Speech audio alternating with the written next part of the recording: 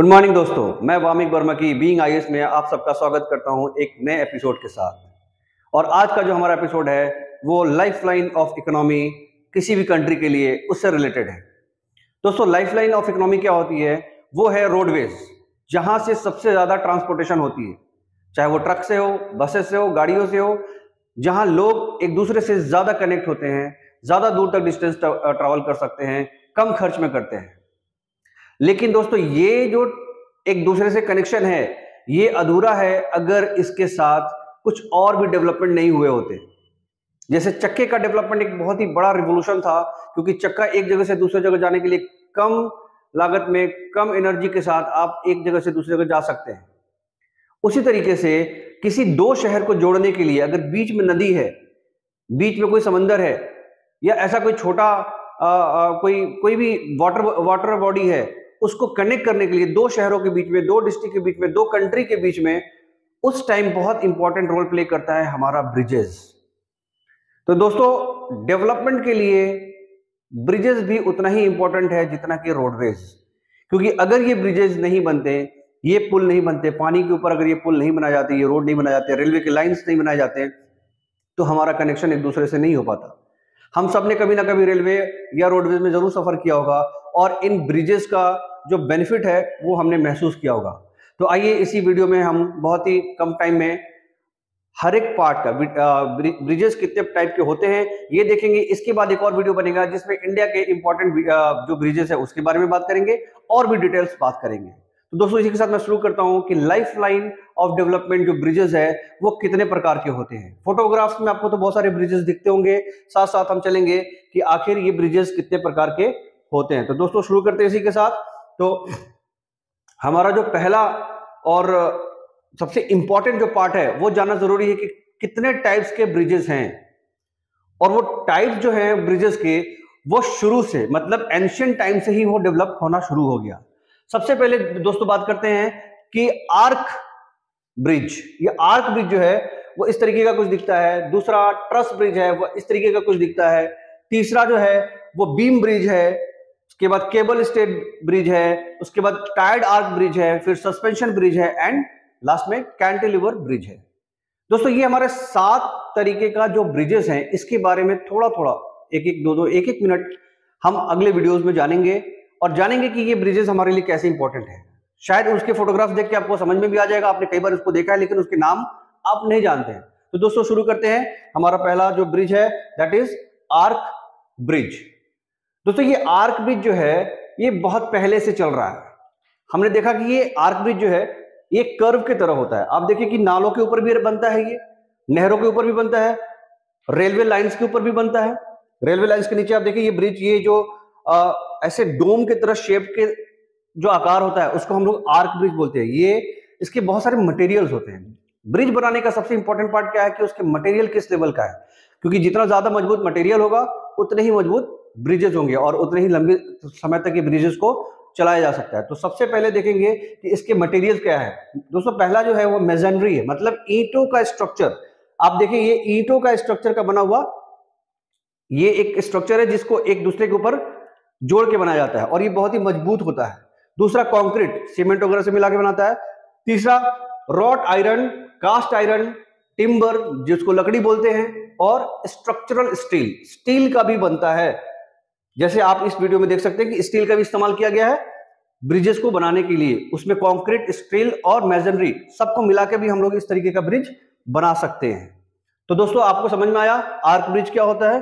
Next जो हमारा bridge है वो है ट्रस ब्रिज। ये एक बहुत ही इंपॉर्टेंट मैकेनिज्म है इंजीनियरिंग का।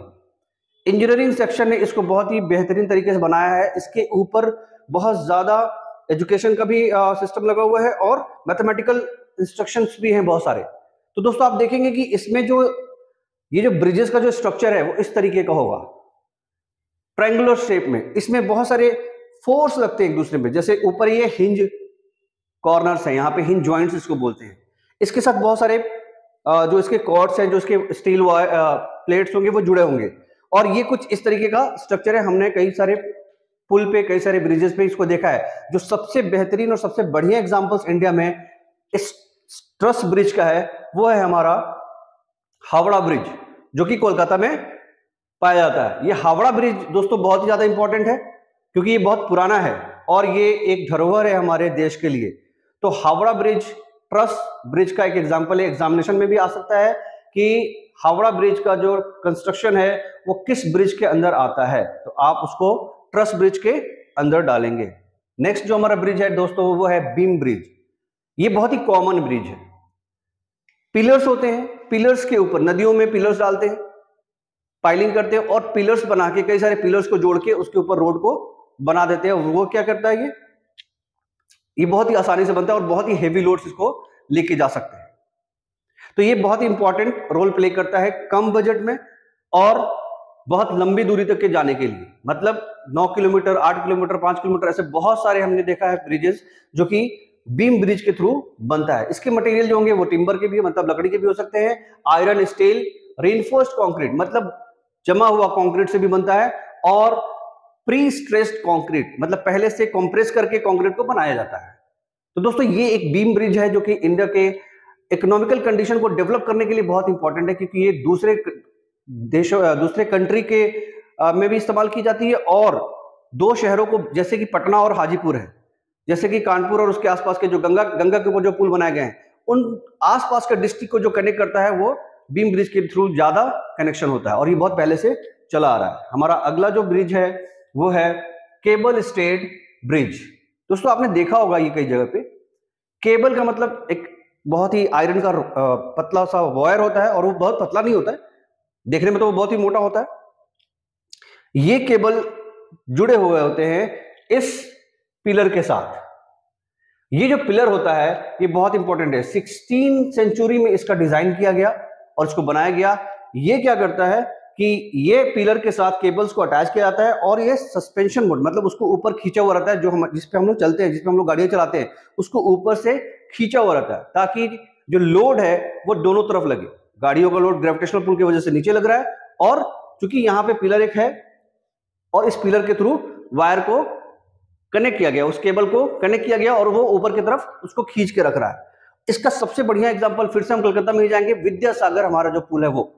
दोस्तों ये विद्यासागर पुल है, ये एक बहुत ही इंपॉर्टेंट पुल है, ब्रिज है कोलकाता में।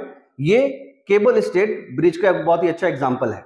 इसके अंदर जो मटेरियल इस्तेमाल होता है वो है steel rope, post, tension, concrete box, गर्जेस, स्टील और कंक्रीट पाइलन। ये स्टील और कंक्रीट पाइलन होता है। ये स्टील का भी बनता है और कंक्रीट का भी बन सकता है। ठीक है दोस्तों, होपफुली आपको समझ में आ रहा होगा बहुत अच्छे से। आगे देखते हैं। जो हमारा अगला है वो टाइड आर्क ब्रिज है। हमने सबसे पहले देखा आर्क ब्रिज, देखा होगा आपने कि जो डोम के तरह जो शेप्ड होता है। दोस्तों ये भी एक उसी तरीके का है, लेकिन इसके साथ केबल भी अटैच्ड है। ये केबल भी जो है वो जो प्रेशर है और जो टेंशन है जो ब्रिज का, वो ऊपर की तरफ खींचे हुए रहता है, ताकि दोनों का बैलेंस, जो उनका जो वेट का जो बैलेंस है वो बराबर रहे, और पुल जो है वो जो ब्रिज है वो लंबे समय तक चले। स्ट्रक्चर से आपको समझ में आ रहा होगा कि ये जो वायर्स हैं ये कनेक्टेड है, जहां पे हम लोग गाड़ियां चलाते हैं या जहां से क्रॉस करते हैं, और ये आर्क शेप्ड स्ट्रक्चर है इसके साथ अटैच है। इसका जो मटेरियल है दोस्तों वो कोई भी हो सकता है, जैसे स्टील हो सकता है, नॉर्मल कंक्रीट हो सकता है, केबल हो सकता है। ये इसके मटेरियल्स हैं। और इसका जो सबसे ज्यादा इंपॉर्टेंट जो एग्जाम्पल हमारे इंडिया में है वो है Godavari arch bridge. Godavari arch bridge जो है वो राजा मुंद्री में है। ये गोदावरी आर्क ब्रिज जिसपे ट्रेन चलती है, ये एक इंपॉर्टेंट एग्जाम्पल है टाइड आर्क ब्रिज का। दोस्तों आगे आते हैं। अगला जो है हमारा सस्पेंशन ब्रिज है। सस्पेंशन ब्रिज जो है वो केबल के साथ अटैच होता है। ये जो सस्पेंशन है ये दो पिलर के साथ अटैच कर दिया था, और केबल जो है वो सस्पेंड करके रखता है। इसका एग्जांपल, जो सबसे बड़ा एग्जांपल है हमारे पास, वो है लक्ष्मण झूला ऋषिकेश में।